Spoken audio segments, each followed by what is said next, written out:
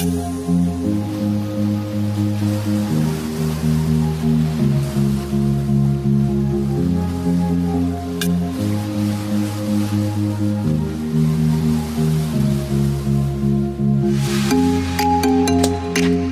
kind of feels pointless washing my bike when I'm about to go race in the rain. Oh well, clean bikes go faster, like I always say.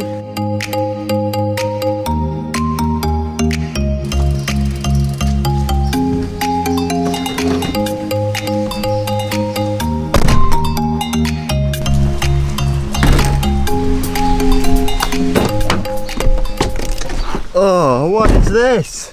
What is this? I don't think I need to state the obvious today, but welcome back to today's video. I am currently in the car on the way up to the race HQ. This weekend, as I've talked about in the last few vlogs, is the Dave Hitchen 2-day. It's 8:45 on this Saturday morning and it's about a 30 minutes drive up to the race HQ.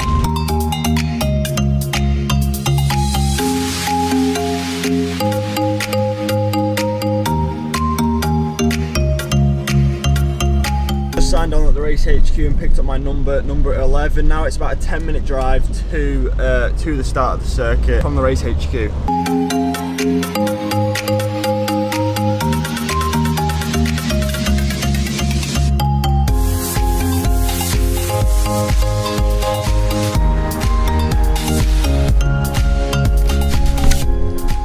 That was the first team off there in the team time trial. We're in teams of 5. The first 3 riders count. I'm just about to head up for our time trial now. We are the 3rd or 2nd to last team to set off, thanks to my result last year. So yeah, I need to go focus up now, get ready, and I'll catch up with you after the time trial.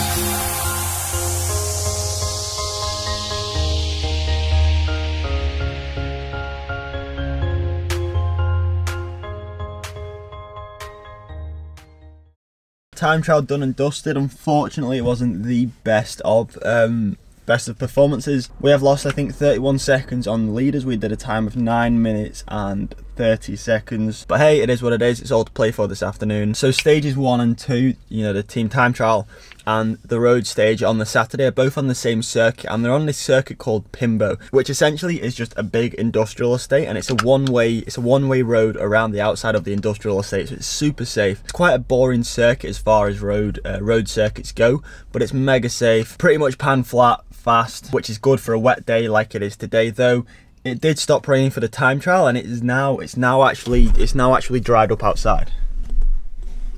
That's what we want to see. Hopefully no more rain now. Mr. Aaron Ashcroft, star of the vlog. Good evening. How are we feeling? Good evening. How am I feeling? Yeah, how are we feeling? Crawling. Stage not going 2, well. This is your stage. Tired. I've had a coffee, it's not done anything for me. How was the time trial? Bobbins. Bobbins, what time did you do? 9:0. No, it's like 9:20, wasn't it? It wasn't even an O number. You still beat us. Yeah, well. Stage 2, 50-mile flat road race. Let's go. There are no flaps out. We've got neutral service. Anything happens, change and chase.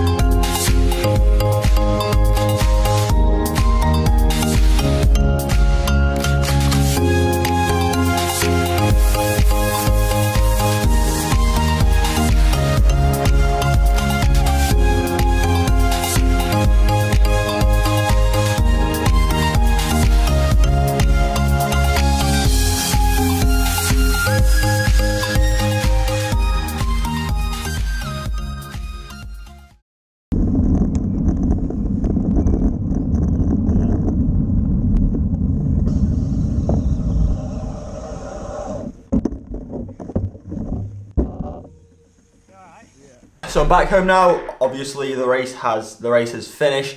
Before I talk about the second race, there's a lot to talk about. Before I talk about it, I thought I'd quickly go through my power data for today. I know a lot of people often are interested in my power data, what kind of power I do for races, for training.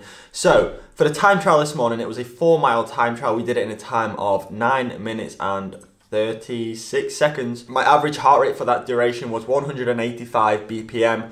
My normalized power, 400 watts. Pretty solid normalized power, I think. And then for the road stage in the afternoon, my average heart rate was 180 beats per minute, and my normalized power was 320 watts, and that was for 50 miles. So like just under 2 hours of racing. The reason my heart rate was so high was because I was in the breakaway from about a quarter of the way into the race. We'd probably done about 10 miles, and then the break established. I got myself into that break, and it seemed like it was going to be a nailed on breakaway. You know, we were going to stay away to the finish, and it's going to be the winner was going to be contested from the breakaway. However, about 3/4 of the way through, we had a gap. We sort of hovered around 1 minute, and then a team called VC UK, which actually have 2 teams in this race. So that's 10 riders, but there's actually 1 rider in the breakaway, so 9 riders behind decided to chase. So as you can imagine, 9 people in a formation, and they very nearly caught the breakaway as we crossed the line. I saw the results after the stage, and I think the gap between the break and the bunch was 2 seconds. However, 1 lap to go, I just suddenly went, it was like a switch. I suddenly went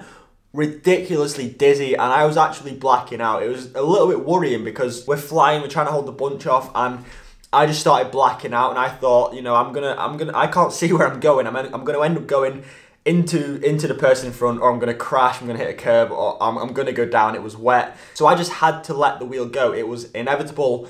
I was gonna crash. So 1 lap to go, I got dropped from the breakaway and ended up just rolling in with the bunch, which is so frustrating after riding for 42 miles in the breakaway to get dropped on the last lap. And it was a really weird scenario. It was kind of like a hunger knock, but it wasn't a hunger knock because I've been eating energy bars and gels and drinking as normal. But that's the first time I've looked at my heart rate, and an average heart rate of 180 BPM for a 2-hour road race, that isn't normal. You know, when I'm in the breakaway and in a hard race, I think the most my average has ever been is about 170. So the fact that that was 180 is kind of a little bit weird. Kind of a little bit bummed about that. Today went from being what could have been really good to being really bad very quickly. I didn't actually think a breakaway was going to go today. I'm sort of still hedging my bets that tomorrow's going to be the day, particularly for me on a bit more of a hillier circuit. You know, a pan flat 50-mile road race isn't my thing, but I just saw the breakaway go, and I just followed the wheel. And you know, you gotta make the most of any situation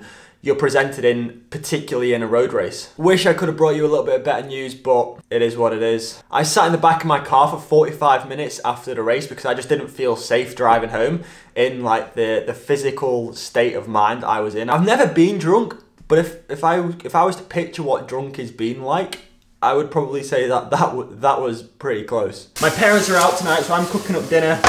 On tonight's menu, we have chicken wraps or chicken fajitas. One of these days I will make a video about what I eat on a day-to-day basis, but one thing you should know, a quick intro to that video, a staple to my diet is chicken and rice. I eat a lot of chicken and I eat a lot of rice. The way to get the perfect chicken wrap, you fill it with chicken, fill it with rice, so it's like overflowing, and you just crush it all together. The fatter, the bigger, the better. But that is going to be the end of today's video. I need to edit this vlog and then head off to bed because I am racing again tomorrow. It's a 70-mile road race over a rolling circuit, so I'm looking forward to that stage. Hopefully we're going to have a little bit better luck than we did today. But guys, thanks for watching. I hope you enjoyed it. If you did, please drop a thumbs up, and as always, I'll see you tomorrow.